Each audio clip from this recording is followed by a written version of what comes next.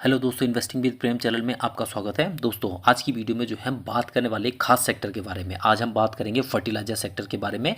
और ये जो सेक्टर है बहुत ज़्यादा इंपॉर्टेंट हो जाता है इंडियन गवर्नमेंट के लिए भी, क्योंकि हमारा जो कंट्री है वो जो हमारा कृषि प्रधान कंट्री है। ठीक है, यानी कि हमारे यहाँ जो है जितना भी जो है कृषि से रिलेटेड जो एरिया है, हर जगह देखिए फर्टिलाइजर यूज़ हो रहा है आज के टाइम पर। तो फर्टिलाइजर के लिए जिस तरीके की जो पॉलिसीज़ गवर्नमेंट जो है वो निकालती जा रही है, या हमारा जो बजट है उसमें जो है इसके लिए कितना ज़्यादा एलोकेशन होगा, उस हिसाब से इससे रिलेटेड जो भी कंपनियां हैं उनको कितना ज़्यादा बेनिफिट मिल सकता है, उस सब के बारे में आज हम बात करेंगे।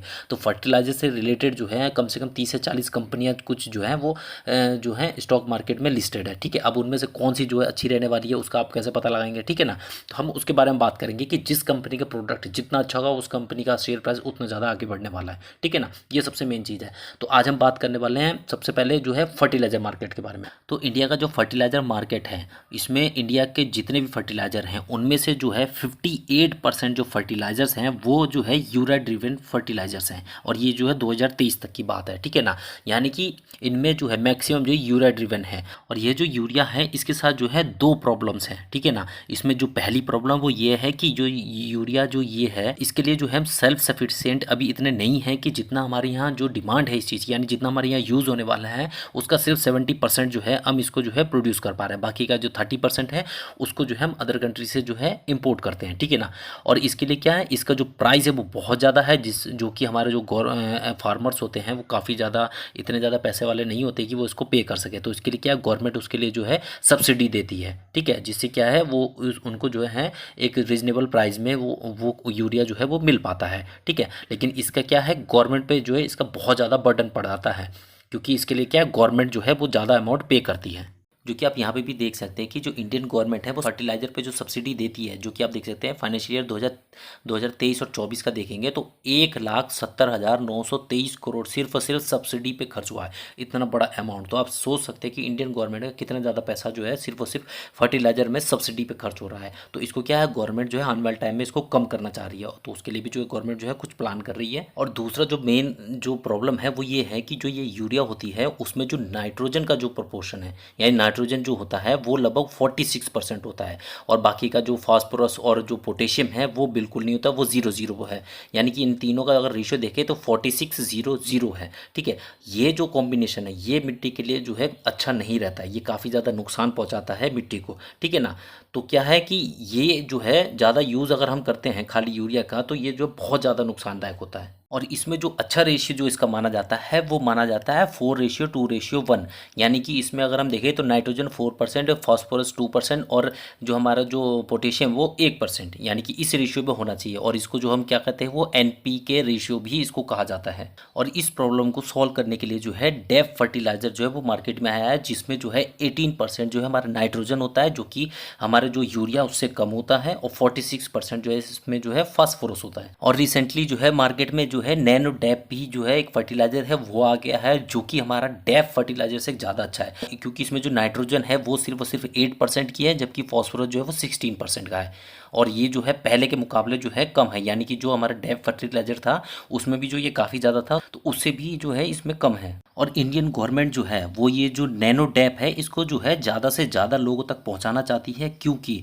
इसके जो ज़्यादा यूज़ से जो है इंडिया का जो सब्सिडी है वो इंडिया उसको कम कर सकेगी। उसका मेन रीज़न ये है क्योंकि इसका जो पर बोतल जो प्राइस है, यानी 500 ml का एक बोतल आता है, उसका जो प्राइस है वो 600 रुपये है। और ये 600 रुपये का जो प्राइस का एक बोतल है ये जो है 50 किलो के डैप फर्टिलाइजर के बैग के बराबर का है ये, यानी कि जितने एरिया में आपका एक 50 किलो का बैग यूज होता था डैप फर्टिलाइजर का, उतने में जो है आपका जो है एक ये 500 ml की जो बॉटल है वो पूरा काम करके दे देगी, जो कि मात्र 600 रुपये में है। तो यानी कि इंडिया की जो सब्सिडी है वो इस तरीके से वो कम कर सकती है, तो इंडिया पे जो इस चीज़ का बर्डन भी कम आएगा। और ये जो डैफ नैनो डैफ है ये जो है बहुत ही ज़्यादा अच्छा है और इफेक्टिव भी है। और अगर आप मेरे पॉइंट ऑफ व्यू से देखें तो जो कंपनियां ये जो नैनो डैप फर्टिलाइजर हो गया, ठीक है ना, इसको बनाने वाली हैं, ठीक है, तो आने वाले 5 से 10 साल में वही कंपनियां जो हैं टॉप पे बनी रहेंगी फर्टिलाइजर सेक्टर में, और सबसे ज़्यादा बेनिफिट में रहने वाली है यही कंपनियां। तो इसमें की जो है सिर्फ 2 कंपनियां जो हैं अभी के टाइम पे जो इस पर बहुत ज़्यादा काम कर रही हैं,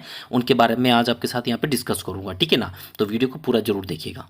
तो इस फील्ड में जो कंपनी काम करने वाली है उसमें जो सबसे पहली कंपनी है, सबसे पहले आप उस कंपनी का नाम देख सकते हैं। उस कंपनी का नाम है पैरादीप फॉस्फेट्स और अभी के टाइम पे 90 रुपये 18 पैसे पे इस टाइम पे ट्रेड कर रही है। और एक दिन का रिटर्न अगर आप देखें तो आज जो है 0.74% के निगेटिव के रिटर्न बना के दिए हैं। वहीं इसका एक महीने का रिटर्न अगर आप देखें तो 21% के पॉजिटिव का रिटर्न है एक ही महीने के अंदर। वहीं एक साल का अगर आप रिटर्न देखेंगे तो उसमें आप देख सकते हैं जो है 42% के पॉजिटिव के रिटर्न है एक साल के। वहीं 5 साल का रिटर्न देखेंगे तो 104% के पॉजिटिव का रिटर्न है और ऑल टाइम का रिटर्न जो है 106% के पॉजिटिव के रिटर्न इस कंपनी ने बना के दिए हुए हैं, जो कि काफ़ी शानदार है। और अभी कंपनी जो 2022 में जो है ये आई हुई है।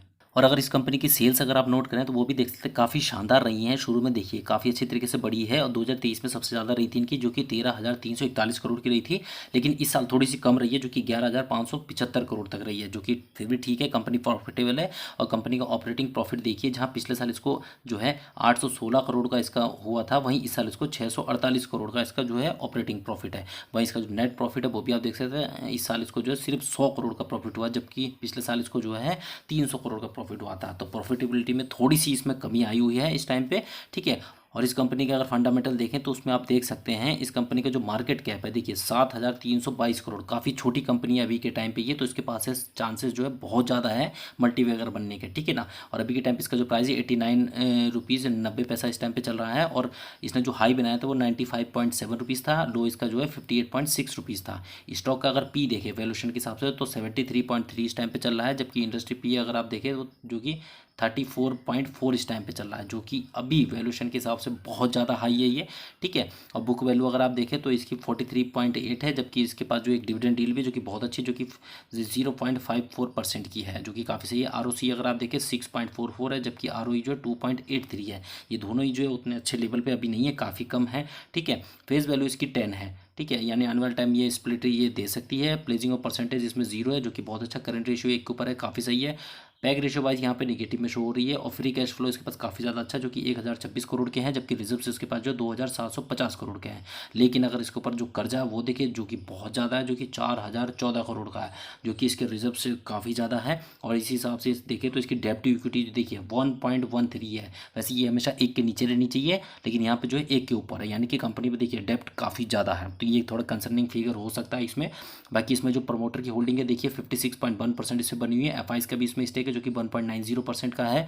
और डीआईज की जो इसमें होल्डिंग है जो कि बहुत ज़्यादा है, जो कि 26.8% इसमें बनी हुई है, जो कि काफ़ी ज़्यादा शानदार है। तो देखिए वैल्यूएशन के हिसाब से ये कंपनी अभी हाई वैल्यूएशन पे है। दूसरी चीज़, इस कंपनी के ऊपर अभी के टाइम पे कर्जा बहुत ज़्यादा है, लेकिन और इसकी जो सेल्स देखें या प्रॉफिट्स देखें वो इस साल इसके कम हुए हैं।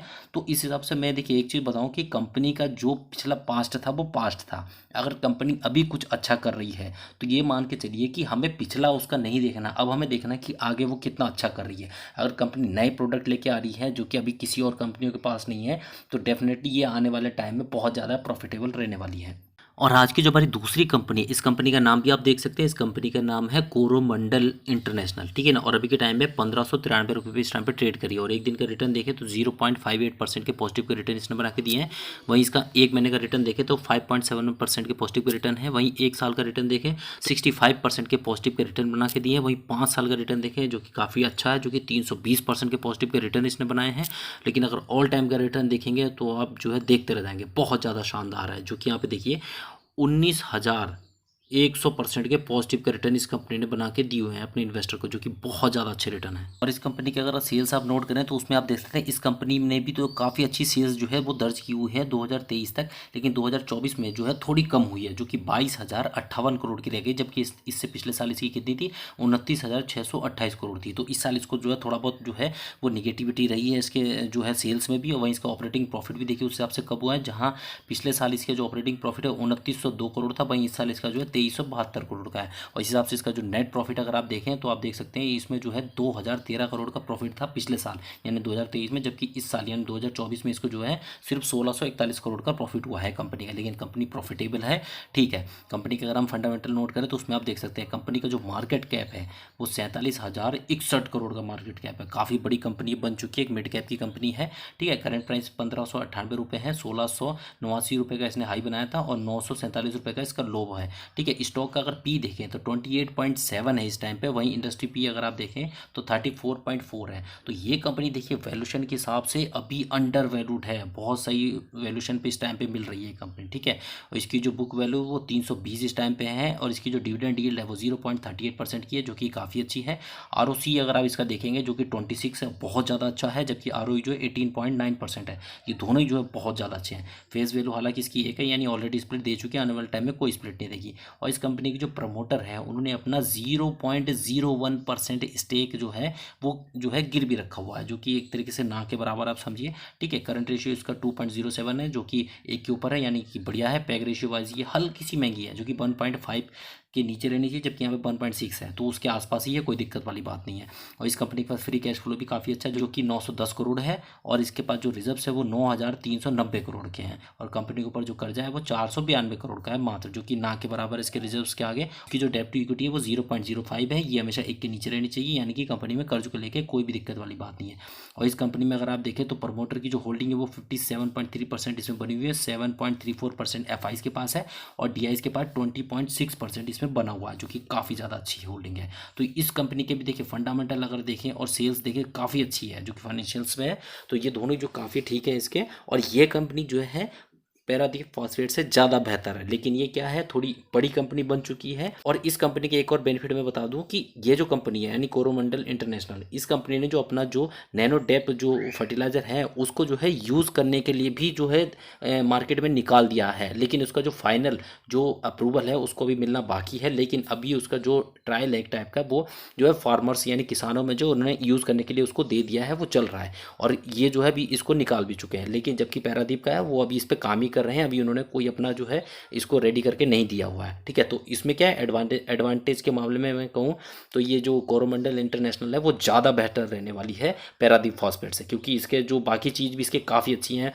जैसे अंडर वैल्यूड है, ये इस पर कर्जा भी ज़्यादा नहीं है, ठीक है। और इसका जो है बिजनेस बहुत अच्छा है, और इसने पहले ही वो प्रोडक्ट निकाल दिया है जो कि पैरादीप फॉस्फेट अब निकालने वाली है, ठीक है।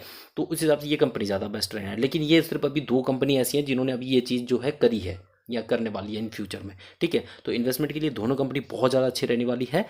लेकिन इसमें अगर किसी भी तरीके का आप कोई भी इन्वेस्टमेंट करना चाहते हैं तो अपना खुद का रिसर्च एक बार जरूर कीजिएगा, अपने फाइनेंशियल एडवाइजर से सलाह लेने के बाद ही कुछ इन्वेस्टमेंट कीजिएगा। मैं कोई सेबी द्वारा रजिस्टर्ड इन्वेस्टमेंट एडवाइजर नहीं हूँ, और मैंने जो ये इन्फॉर्मेशन प्रोवाइड कराई है ये सिर्फ और सिर्फ एजुकेशनल पर्पस है, किसी भी तरीके का कोई बाई या सेल करने का रिकमेंडेशन नहीं है, ठीक है। और अगर ये आपको इन्फॉर्मेशन अच्छी लगी हो तो इस चैनल को सब्सक्राइब जरूर कीजिएगा, बेल आइकन पर क्लिक करके ऑल पे हिट करना, ताकि आपको मेरे आने वाले वीडियोज़ के नोटिफिकेशन मिलते रहें, और साथ के साथ लाइक भी जरूर कीजिएगा। तो चलिए फिर मिलते हैं आपसे नेक्स्ट वीडियो में, तब तक के लिए थैंक यू सो मच।